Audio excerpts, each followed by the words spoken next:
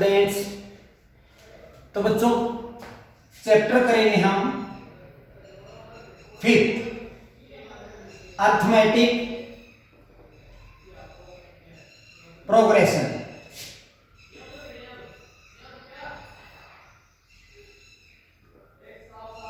Arithmetic progression जिसको हम कहते हैं समानांतर श्रेणी। समानांतर श्रेणी अर्थमेटिक प्रोग्रेशन को एपी से लिखते हैं।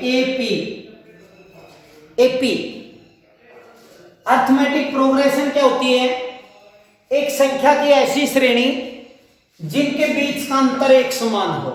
जैसे हम कोई भी एपी लिखते हैं, A1, A2, A3, यानी कि first term, second term, third term, इस प्रकार लिखते हैं लास्ट टर्म यानी कि अंतिम पद।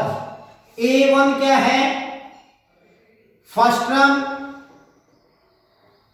यानी कि प्रथम पद। A2 सेकेंड टर्म यानी कि दूसरा पद। इस प्रकार लिखते लिखते AN क्या लिखते हैं? लास्ट टर्म यानी कि अंतिम पद। अंतिम पद। तो कोई भी समानांतर श्रेणी आपकी लिखी है, यानी कि कोई भी समानांतर श्रेणी या फिर कोई भी श्रेणी A1, A2, A3 इस प्रकार हम कोई एक श्रेणी लिखते हैं, जैसे AN यानी कि लास्ट टर्म तक लिखते हैं। ऐसी एक श्रेणी को आपने चेक करना है कि वो अर्थमेटिक प्रोग्रेशन है या नहीं है। उसको हम कैसे चेक करेंगे? उसको हम कैसे जांचेंगे? उसको जांचने के लिए निकालेंगे हम कॉमन डिफरेंस। कॉमन डिफरेंस यानी कि जिसको हिंदी में बोलते हैं सारव अंतर। सारव अंतर जिसको लिखते हैं स्मॉल डी से, छोटे डी से।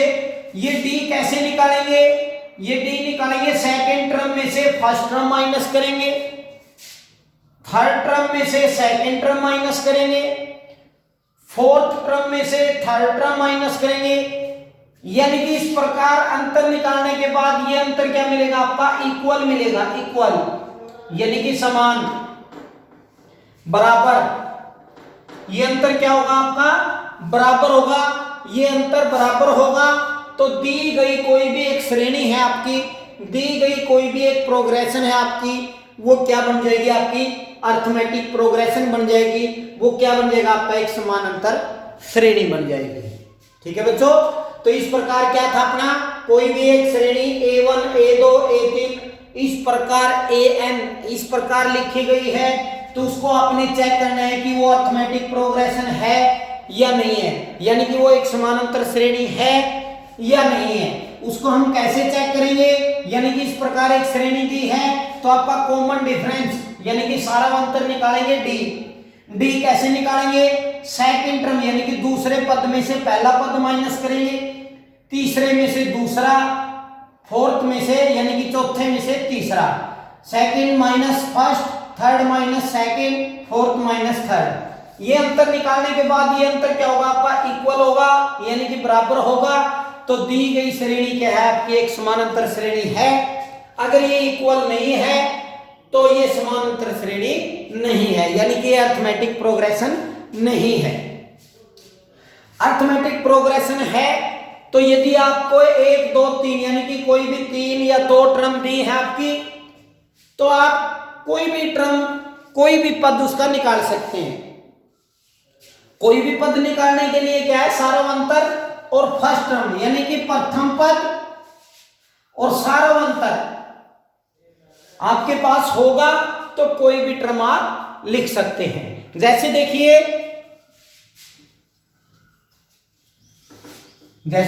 मान लीजिए फर्स्ट टर्म और कॉमन डिफरेंस, सारवंतर आपको दिया गया है।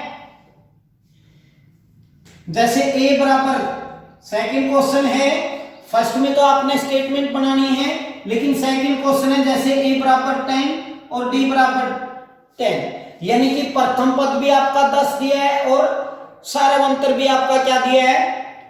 10 दिया है। तो अगले पद लिखने हैं, अगली टर्म लिखनी है, तो यानी कि सेकंड टर्म क्या लिखेंगे, फर्स्ट टर्म में कॉमन डिफरेंस ऐड कर देंगे। थर्ड टर्म क्या लिखेंगे, सेकंड में कॉमन डिफरेंस ऐड कर देंगे। फोर्थ क्या लिखेंगे, थर्ड में क्या कर देंगे, फर्स्ट यानी कि सारावंतर प्लस कर देंगे। इस प्रकार लिखते लिखते हम क्या करेंगे, ए एन क्या लिखेंगे, ए एन माइनस 1 में क्या करेंगे, डी, यानी कि ठीक सेकंड लास्ट में क्या करेंगे, सारावंतर ऐड कर देंगे, तो वो क्या हो जाएगा आपका लास्ट टर्म हो जाएगी। ठीक है बच्चों, वो क्या हो जाएगी, लास्ट टर्म हो जाएगी। तो इस प्रकार आपने टर्म लिखनी है, तो यानी कि जैसे सेकंड टर्म लिखनी है, तो सेकंड टर्म में क्या करेंगे, फर्स्ट क्या आपका 10, सारावंतर भी क्या है 10 और 10 क्या हो गया आपका 20।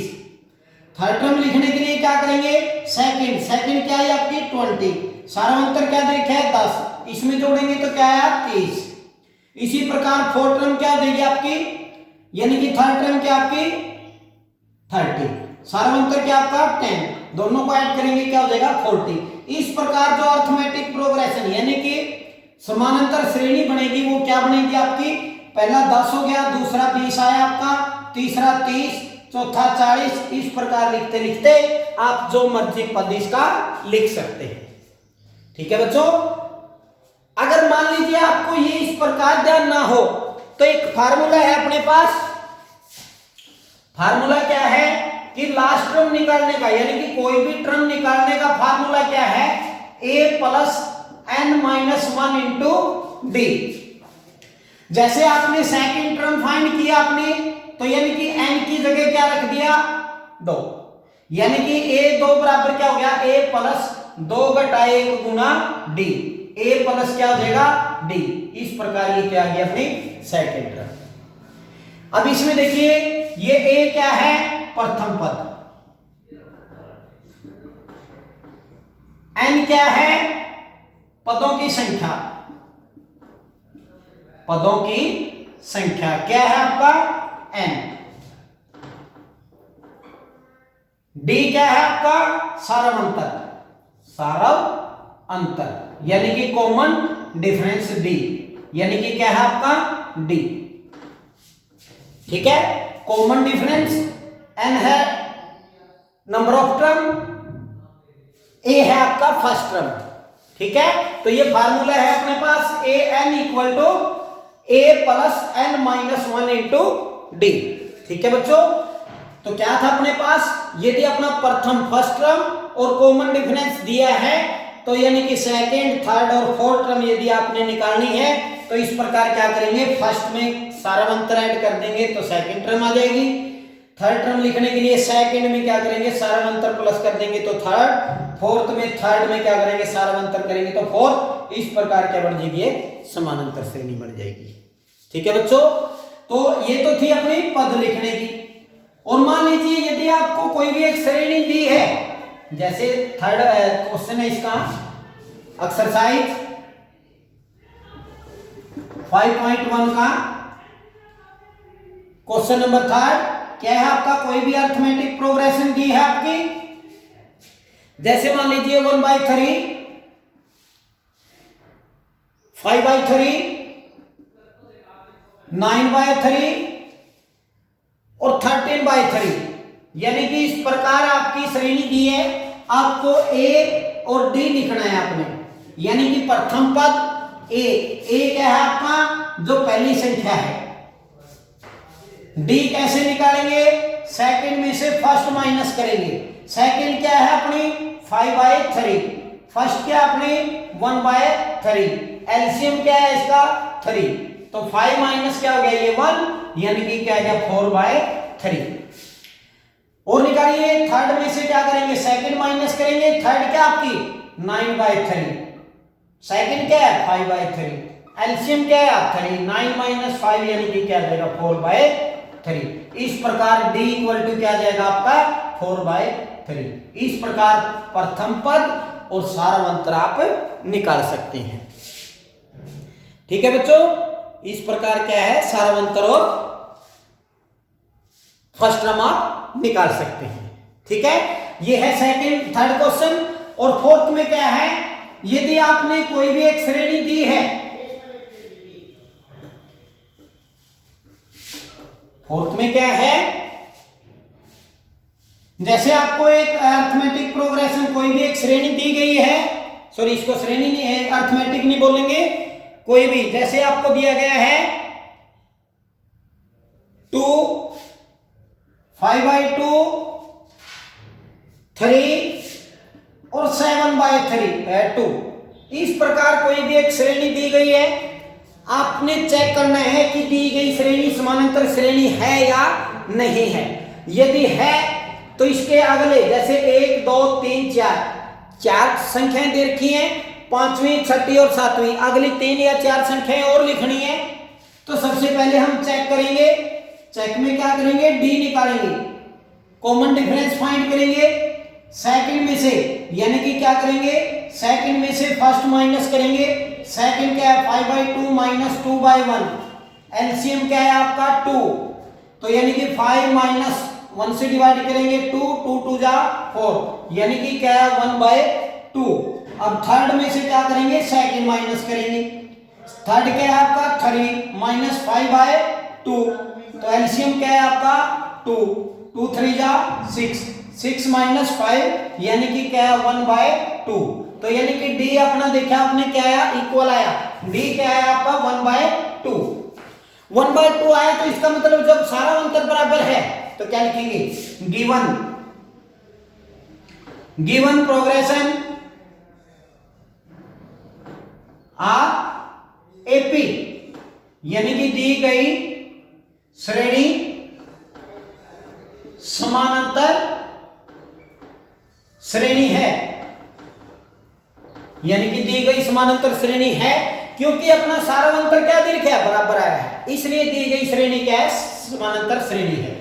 अब क्या लिखना आपने, फिफ्थ टर्म क्या करेंगे, फोर्थ में क्या करेंगे, कॉमन डिफरेंस है, फोर्थ क्या है 7/2, कॉमन डिफरेंस क्या है 1/2, एलसीएम क्या है 2, 7 + 1 यानी कि क्या 8/2, कट के क्या है 4।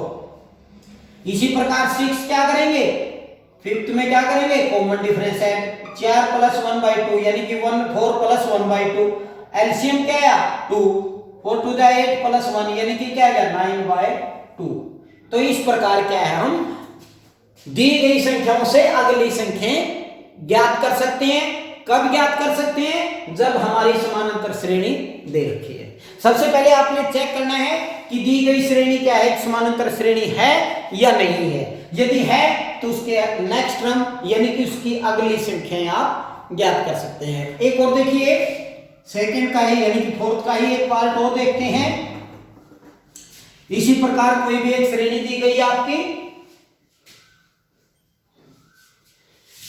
मान लीजिए आपको फोर्थ का है कोई भी एक पार्ट, सेकंड पार्ट है, जैसे आपको दिया गया 0.2 0.22 0.222, ठीक है बच्चों, या फिर आगे भी कोई दे रखे या इससे आगे भी मान लीजिए और भी दे दे 0.2222, इस प्रकार कोई एक श्रेणी दी गई है। तो आप डी निकालेंगे, डी क्या करेंगे, सेकंड में फर्स्ट माइनस करेंगे, सेकंड क्या है 0.22 में से माइनस करेंगे 0.2, तो क्या है आपकी 0.02 आ जाएगा।